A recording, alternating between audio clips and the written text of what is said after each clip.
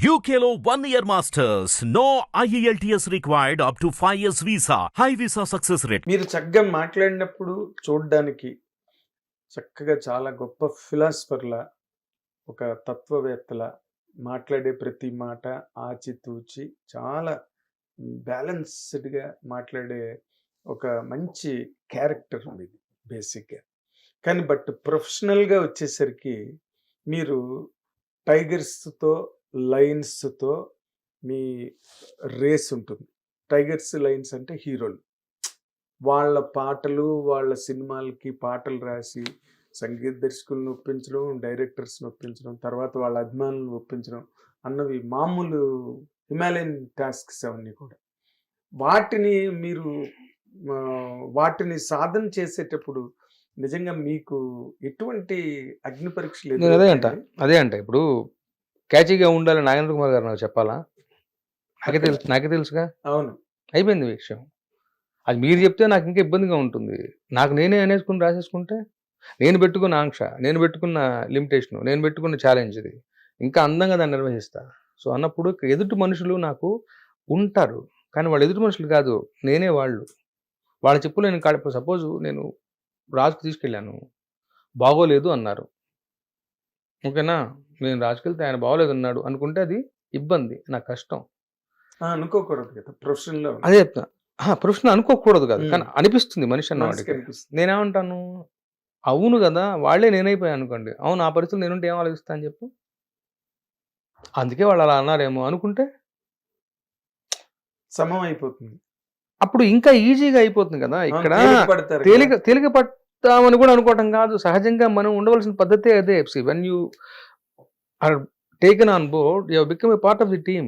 అవును అన్నప్పుడు టీమ్ ప్లేయర్లా ఉండాలి. మధ్యలో నేను ఒక్కడైపోతాను, అవసరానికి మాత్రం టీం ప్లేయర్ నన్ను ముచ్చటగా చెప్తాను అంటే కుదరదు కదా. సో ఇక్కడ అందరూ నలుగురం కలిసి ఒక మంచి ప్రోడక్ట్ రేపొద్దున బయట రిలీజ్ వచ్చిన రోజున వాళ్ళ రోజున ఎక్కడ లేని ప్రభ, ఎక్కడ లేని వెలుగు, ఎక్కడ లేని ప్రాచుర్యం, ఎక్కడ లేని ఇది.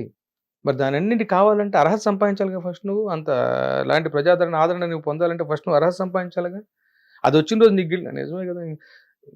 ఏదో అరకొరగా చాలా అయిపోయింది అనిపిస్తేనే ఇంత ఆదరణ లభించింది, నిజంగా వారాస్తే ఇంకా బాగుండేమో నీకు గిల్ట్గా అనిపించకూడదుగా. సో వచ్చిన ఆదరణను కూడా నువ్వు ఎంతగా వచ్చినటువంటి దాన్ని అంత ఆహ్లాదంగా స్వీకరించగలిగే స్థాయిలో సంతృప్తిగా సగర్వంగా ఈసారి నువ్వు పెట్టుకోవాలంటే ఏం చేయాలి? సో ఇన్ని లేవు ఇక్కడ. వాళ్ళు వీళ్ళు నాకు మొదటి ప్రశ్నకు చెప్పిన సమాధానమే.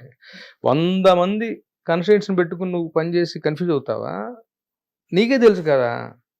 దీనికి ఇచ్చే నేను తీసుకున్న తర్వాత you have become A family member. ఇప్పుడు అదే సార్, ఇప్పుడు మీరు అన్న దాంట్లోనే ఉన్నది పాయింట్. ఇప్పుడు మీరు అలా అనుకునే వాళ్ళే మీరే రాస్తారు. అవును, క్యాచీగా ఉండాలని మీకు తెలుసు, మాస్క్ ఎలా ఉండాలి, క్లాస్కి ఎలా ఉండాలి, సందర్భం బట్టి ఆ మాటలు ఓకే, దట్స్ ఫైన్.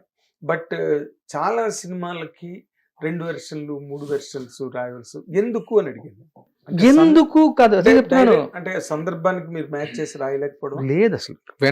సార్ ఇప్పుడు ఒకటి మనం ఎక్కడ ఆగిపోకూడదు, మనం కాలం లెక్కల్లో ఆగిపోకూడదు. మనం ఆ రోజుల్లో కుదిరింది, పామ్గ్రో హోటల్లో కూర్చున్నారు, ఆత్రేయ గారు, ఎంఎస్ విశ్వనాథన్ గారు, ఇచ్చిందే పాట రాసిందే పాట రికార్డ్ అయిపోయింది. ఆ రోజులు వేరు.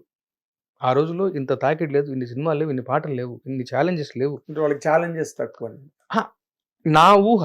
ఛాలెంజ్ అంటే ఇప్పుడు గొప్ప పాటలు ఉన్నాయి, ఛాలెంజ్ అంటే వేరే అర్థంలో. సో ఇంత హడావుడి, ఇంత ఏమంటాం సాంద్రత లేదు, ఇంటెన్సిటీ లేదు, ఇన్ని పాటలు వచ్చి ప్రూవ్ చేసుకోవాలన్నంత అగత్యం లేదు. ఇవాళ రోజున కాలమానపతి మారిపోయి బోల్డ్ పాటలు వస్తున్నాయి, ఎక్స్పెక్టేషన్స్ పెరుగుతున్నాయి. ఇదివరకు ఎక్స్పెక్టేషన్స్ ఉండేవేమో, బట్ మీ దాకా వచ్చేదానికి వీలు లేదు. ఇవాళ మీ చెవికి వస్తున్నాయి, పరుగులు తీసుకుని తీరాలి. అందులోనే ఒక అందం ఉంది. ఆ ఛాలెంజ్ స్వీకరిస్తేనే అది అందం. ప్రయాణం కూడా యాక్చువల్గా ఒక ఇంట్రెస్టింగ్గా ఉంటుంది. సో ఆ లెక్కలకు వస్తే ఇవాళ రోజున ఆ రోజులు ఆగిపోకూడదు అని చెప్పాను నేను. ఆ రోజులో కుదరలేదు. ఇవాళ హోటల్లో కూర్చున్నాను, గంటలో ఇచ్చానని పాట కాదు. అవసరమైతే 4 రోజులు రాయి, 5 రోజులు రాయి, 10 రోజులు రాయి, తప్పు లేదు. వాళ్ళు అడగడంలో తప్పు లేదు. అంటే ఇప్పుడు మీ అబ్బాయి ఇంజనీరింగ్ సీటు ఎందుకు మీ ఇంటి పక్కన కాలేజ్ చేర్పించవచ్చుగా, ఎందుకు విట్టు నిట్టు గిట్టు అని చెప్పి 100 కాలు చూస్తారు, అవునా? కానీ అంతే.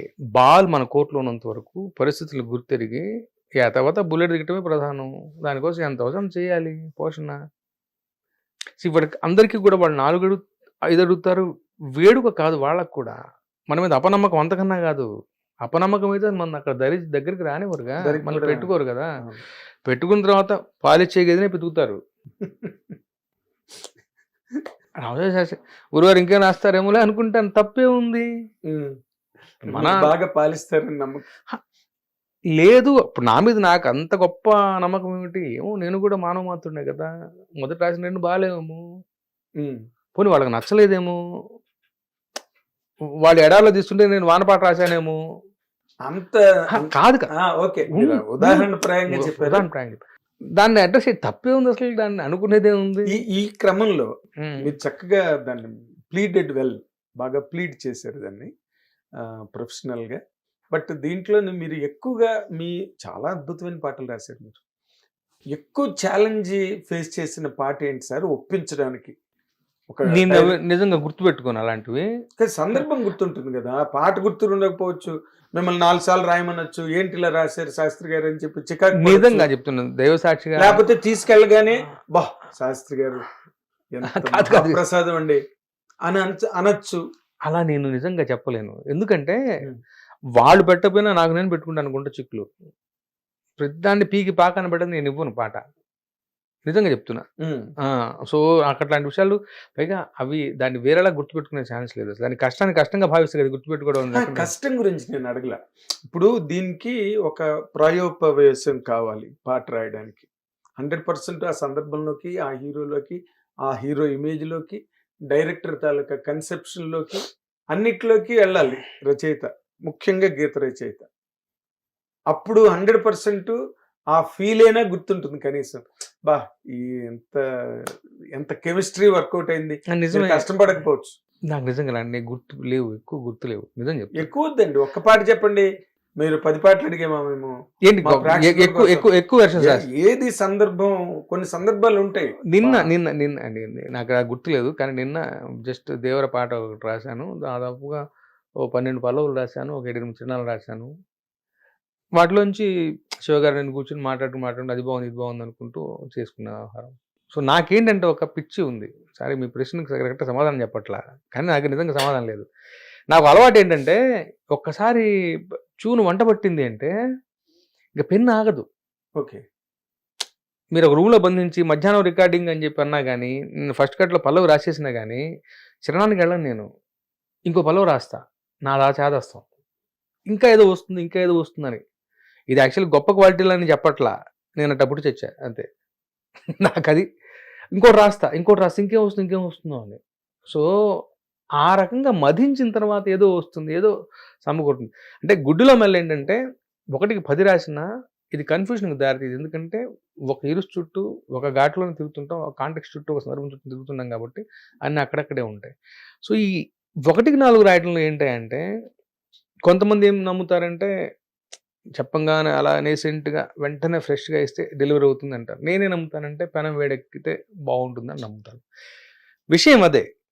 కానీ మీరు ఒకే విషయాన్ని చెప్పాలని నిర్ధారించుకున్న తర్వాత మీరు రకరకాల ఆ ట్యూన్లో, ఇవాళ జరుగుతున్న ఈ ప్రక్రియలో ఆ ట్యూన్లో రకరకాల కంటెంప్లేషన్స్ చూశారనుకోండి, అప్పుడు ఎక్స్ప్రెషన్ బెటర్ అవుతుంది, ఎక్స్ప్రెషన్ సింపుల్ అయ్యే ఛాన్స్ ఉంటుంది.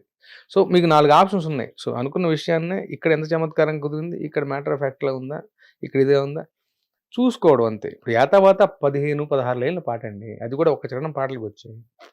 సో పాటలో ప్రతి లైన్ అయినా పేలాలి అంటే ఆ మాత్రమే కసరత్తు అవసరమేమో అని అనిపిస్తుంది. 100% మీరు చెప్పింది 100% కరెక్ట్. హిట్ టీవీ యాప్ ని డౌన్లోడ్ చేసుకోండి. ఇందులో short news, live news, entertainment movies అన్ని అవైలబుల్ గా ఉన్నాయి. Please download hit TV app. Hit TV యాప్ని ఫ్రీగా డౌన్లోడ్ చేసుకోండి.